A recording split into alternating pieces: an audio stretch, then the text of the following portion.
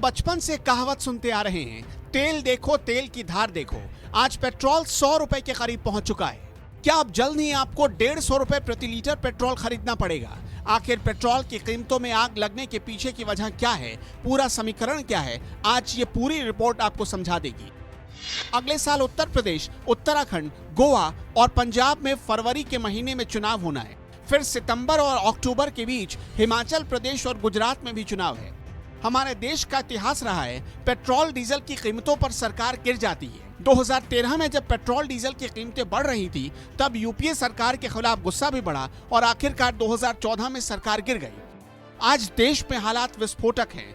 देश के 5 राज्यों में पेट्रोल की कीमत 100 रुपए के पार पहुंच गई है। चेन्नई में पेट्रोल 98 रुपए प्रति लीटर से ज्यादा बिक रहा है। दिल्ली में पेट्रोल की कीमत करीब 97 रुपए प्रति लीटर तक पहुंच गई है। कोलकाता में पेट्रोल की कीमत 97 रुपए प्रति लीटर के आसपास पहुंच गई है। मुंबई में यही कीमत 104 रुपए के आसपास पहुंच गई है। राजस्थान में यह कीमत 104 रुपए के आसपास है। तेलंगाना में भी पेट्रोल 100 रुपए के पार पहुंच चुका है। मध्य प्रदेश पे तो 106 के कांटे को छूने वाला है।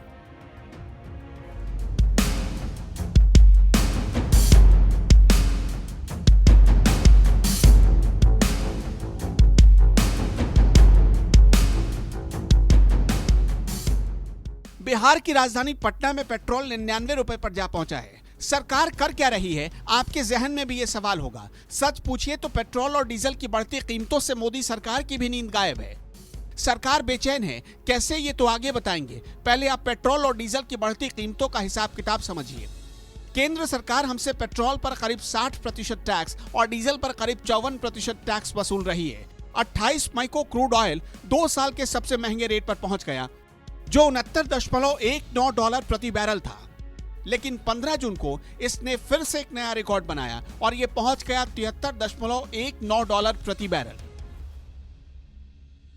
अब पेट्रोल और डीजल की कीमतों में 2014 के बाद से कितना फर्क आया, पहले वो समझिए, उसके बाद आगे बताएंगे कि फर्क आने के पीछे की वजह क्या है। मई 2014 में पेट्रोल का बेस प्राइस था 47 रुपए 13 पैसे। तब बाजार में पेट्रोल मिल रहा था 71 रुपए प्रति लीटर। 17 जून 2021 को पेट्रोल का बेस प्राइस है 35 रुपए के आसपास। 17 जून 2021 को पेट्रोल का बेस प्राइस था 35 रुपए के आसपास और बाजार में पेट्रोल मिल रहा है 100 रुपए प्रति लीटर के आसपास।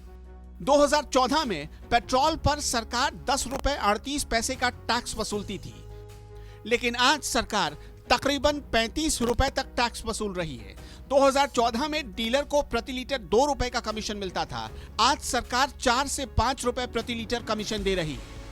2014 में राज्यों का टैक्स तकरीबन 12 रुपए हुआ करता था, आज राज्यों का टैक्स तकरीबन 24 रुपए तक पहुंच चुका है। इसी तरह मई 2014 में डीजल का बेस प्राइस था 44 रुपए 45 पैसे। तब डीजल बाजार में 57 रुपए प्रति लीटर के हिसाब से मिल रहा था। 15 जून 2021 को डीजल का बेस प्राइस था करीब 37 रुपए प्रति लीटर, लेकिन डीजल बाजार में मिल रहा है 87 रुपए से लेकर 92 रुपए तक। 35 रुपए वाला पेट्रोल या तेल आपको 100 रुपए में क्यों मिल रहा, इसके पीछे भी सारी गणित फेल हो जाती है और इसी गणित से सरकार अपनी जेब भरती है। पिछले 6 साल में इसी गणित के हिसाब किताब से सरकार मालामाल हो गई। आज पेट्रोल का बेस प्राइस है करीब 35 रुपए। ट्रांसपोर्टेशन पर करीब 50 पैसे प्रति लीटर के हिसाब से खर्च आता है, मतलब डीलर करीब 36 रुपए प्रति लीटर के हिसाब से तेल खरीदता है। इस पर डीलर को कमीशन मिलता है 3.5 रुपए से लेकर 4 रुपए प्रति लीटर तक। उसके बाद सरकार 34 रुपए के करीब एक्साइज ड्यूटी लगा देती है। फिर राज्य सरकारें 22 रुपए से 23 रुपए तक वैट वसूलती हैं और इस तरह पेट्रोल की कीमत हो जाती है 95 रुपए प्रति लीटर के आसपास। इसे समझने के लिए आपको डिमांड और सप्लाई का गणित समझना होगा। पूरी दुनिया में क्रूड ऑयल की कीमत 32 महीने की सबसे ऊंची कीमत पर पहुंच गई है। तेल की इकोनॉमी के पीछे का बहुत सीधा विज्ञान है डिमांड और सप्लाई। साल 2021 की शुरुआत में दुनिया में क्रूड ऑयल की कीमत करीब $52 प्रति बैरल की थी। आज ये $74 प्रति बैरल के आसपास पहुंच चुकी है। 22 रुपए कीमतों में उछाल इसलिए आया क्योंकि जैसे जैसे अलग अलग देशों में लॉकडाउन खुला, नतीजा कि तेल की डिमांड बढ़ती चली गई। 7 सालों में तेल के खेल ने आम आदमी के पॉकेट का बैलेंस बिगाड़ दिया और सरकार की जेब भर गई। बीते 6 सालों में सरकार ने पेट्रोल डीजल पर लगने वाले टैक्स से अपनी कमाई 300% बढ़ा ली है। 2014 में सरकार ने पेट्रोल से 29,279 करोड़ रुपए की एक्साइज ड्यूटी कमाई और 42,881 करोड़ रुपए डीजल से कमाए। 2020-21 के पहले शुरुआती 10 महीनों में पेट्रोल और डीजल पर लगने वाली एक्साइज ड्यूटी से सरकार ने 2,94,000 करोड़ रुपए की कमाई की। 2014 में पेट्रोल पर एक्साइज ड्यूटी थी 9 रुपए 48 पैसे, लेकिन आज ये करीब 34 से 35 रुपए के आसपास पहुंच गई है। इसी तरह 2014 में डीजल पर एक्साइज ड्यूटी थी करीब 4 रुपए के आसपास और आज ये करीब 32 रुपए के आसपास पहुंच गई है। सरकार कर क्या रही है? कीमतें सरकार क्यों कंट्रोल नहीं कर पा रही और कैसे कंट्रोल कर सकती है? इसके बीच एक जद्दोजहद छिड़ी है। राजस्थान और मध्य प्रदेश में सबसे ज्यादा वैट लगाया जाता है। राजस्थान के श्रीगंगानगर में पेट्रोल 105 रुपए के पार है और डीजल 98 रुपए के पार, जबकि मध्य प्रदेश के अनूपपुर में पेट्रोल 106 रुपए के करीब पहुंच चुका है और डीजल 96-97 रुपए के करीब पहुंच चुका है। ऐसा होता क्यों है, अब इसे समझिए।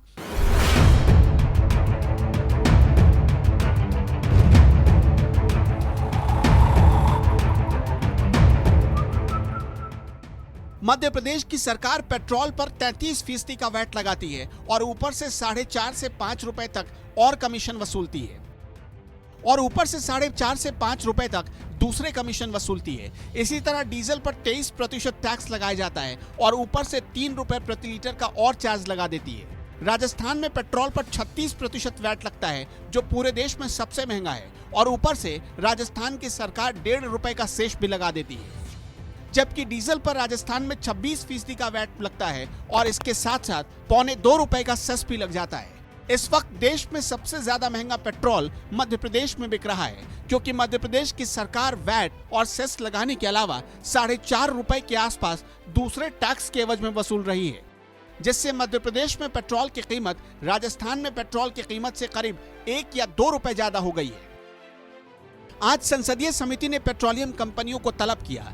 संसदीय समिति के कई सदस्यों ने पेट्रोलियम मंत्रालय के अधिकारियों से डायरेक्ट सवाल किए और ये जानने की कोशिश की कि पेट्रोलियम उत्पादों की कीमतों पर नियंत्रण के लिए क्या कदम उठाए जा रहे हैं और क्या उठाए जा सकते हैं। इसमें पेट्रोलियम सचिव तरुण कपूर और सरकारी कंपनियों जैसे कि IOCL, BPCL, HPCL और गेल के सीनियर ऑफिसर्स शामिल हुए।